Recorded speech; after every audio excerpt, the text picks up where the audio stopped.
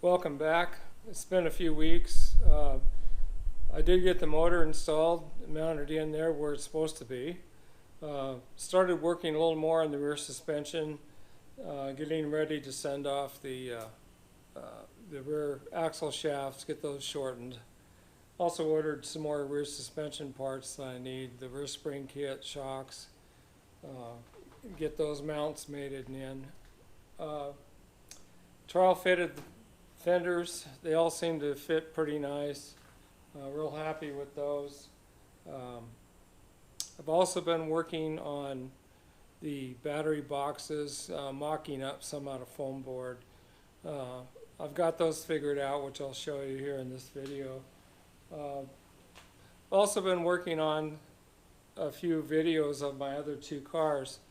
I'll try to get one out to you maybe on the next episode. But here's part 6. Hope you enjoy.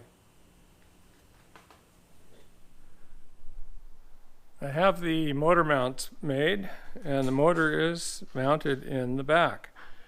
What I wanted to show you also is the battery box. This is the rear battery box. It will hold 8 batteries in there. Walk around to the left side.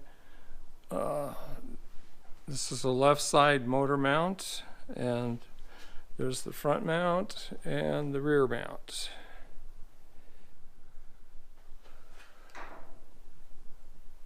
This is the rear battery box. It'll hold 8 batteries. Again, I'll have to make some mounts on either side for it. I'll probably slip the battery box up from underneath and bolt it underneath. This is the top view of the motor. This is the left side mount that bracket that I made. It's just tack welded on here right now, but the motor is in. I was going to make a subframe that the whole motor and rear suspension will go into, but I found that this motor is not too hard or difficult to pull. There's basically only 3 mounts. There's one in the front, one in the back, and one on the side.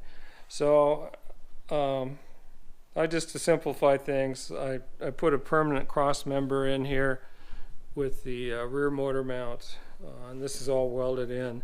The front one is bolted in, so that one is removable, but that should work fine.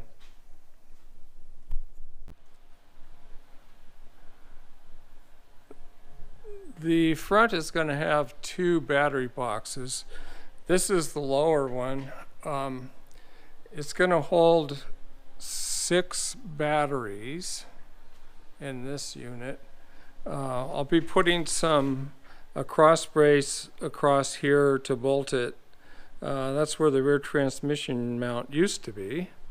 And up on the front here, I'll have to make some brackets.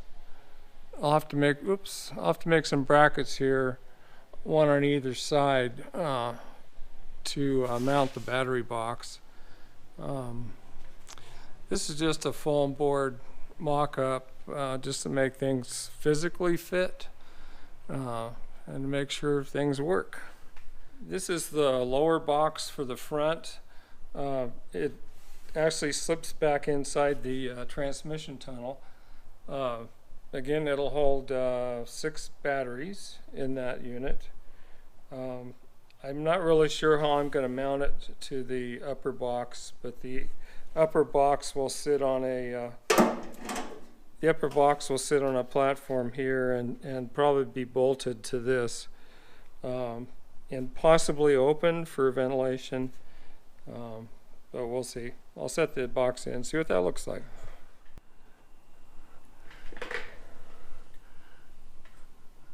Here's another view from underneath.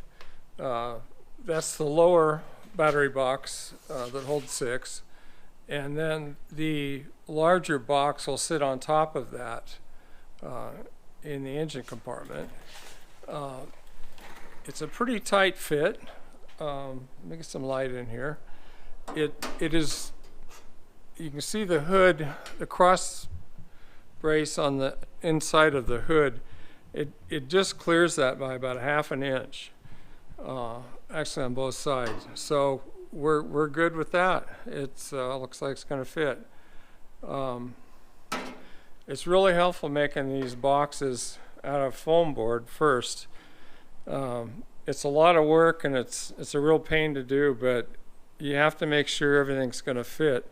The first 2 times I tried this box, it wasn't fitting, so I had to keep making little modifications to it to get it to fit and get all the batteries in. But it looks like I made it. We'll get all 26 in here. So like I said, there's 18 in the front and 8 in the back. I did kind of a trial fit on the fenders. They actually fit pretty good. I was quite impressed with these fenders. There's a few little things I'll have to do to them, to make them fit really good. I do have to move them back, as you can see the gap here is about, this needs to come back about a 1/2 inch. The rear fenders fit really good. I didn't do anything to these. I just set them on there and clamped them on, and they seem to fit really nice. I'll be starting on this left side wheel well here pretty quick. This is the back. The back panel's not on here yet. But yeah, they seem to fit on there really nice. There's always going to be some adjustments to them. The rear ones seem to just fit right on in place. They fit really nice. The front ones, they're off slightly, and as usual up here on the cowl area, I'm going to have to do a little bit of grinding, a little bit of fiberglass up here just to get them to sit in there evenly. But they do fit really nice. This is the original aluminum hood. I don't have it totally stripped, but it's almost all done. The car had been bumped right around this headlight area, right in this area here. When that happened, I think what happened is it pushed this hood back slightly and bowed it. If you look, the curvature of this side is off. Oh, there it popped up. It's off on this side. It's pretty close on the left side, but the right side it's definitely off. I don't think that's too big of an issue. It's aluminum, so it bends real easily. I'll just have to spend some time getting this bow out of there, and what it is bowed up there, which makes this go back. So if I bow this down flatter, take some of that bow out, that'll bring this up forward. The left side is actually pretty close. It's within a 1/4 inch, maybe 3/8. Where the right side, you can see it's quite a bit more. The front spoiler fits on there really nice. It matches up to the fenders perfect. The curvature and everything here is really nice. It's just sitting on there right now. There's a pretty good fit here. I will have to clean off some of this, because this fender does have to come back around a 1/4 inch maybe. There'll be a gap here because I did have the doors mounted on here the other day, and there's a gap, so I'm gonna have to work on that. But in all, they fit really close. I'm real happy with these. Let's move on to the rear. The body kit came with these fiberglass wheel wells. What you do is you, after cutting the fender out to match this curvature, and then cutting the inner wheel well out, these fit up in there, and you use body adhesive to glue them in. The issue I have with bonding this on there, there's no provision to attach this metal of the original fender to this glass liner. To me, I want to keep this as strong as possible in the back. So what I'm doing, I'm not going to be using this liner totally. I'll use part of it, but it's out of there. What I did do is I filled this in, I trimmed this inner wheel well off all the way around, and trimmed this is a little bit larger of an opening. which eliminates that step that's in, it eliminates this step here. It's flat coming out. The new fender fits right over this. And I'll be just trimming off some of this around here as filler between this and the new fiberglass fender. By doing it this way, I'm keeping the strength in this rear quarter panel. It's probably actually stronger than the original. It also creates a much more clearance for the tire wheel combination that I put in the back here. Anyway, that's what I'm doing on this. None of this is going to be showing. I'll be smoothing out some of the spot welds and stuff in here, and then seam sealing all of this. And out here I'll probably just clean this off, put some more epoxy primer and use a lot of seam sealer around on this. But this is really strong. I'll be doing that on the other side also. So basically I'll have the new fiberglass fender on here. There'll be a short gap around here that I'll use this for. I'll cut this and fiberglass this onto the inside of the new fender, and probably just use the body adhesive around this area here, along with the body adhesive holding on this rear fender. Anyway, that's what I've done there.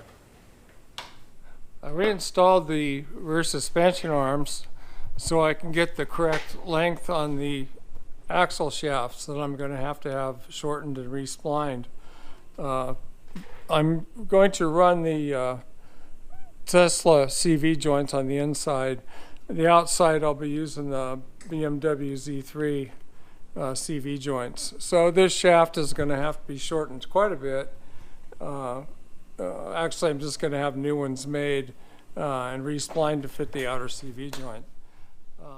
This is my dummy axle that I made up to get the proper length to send off to the machine shop to have made. It's going to Dutchman Motorsports, and they specialize in making these axles. This is the Tesla end here where the CV joint goes, and this is the BMW end where the CV joint goes.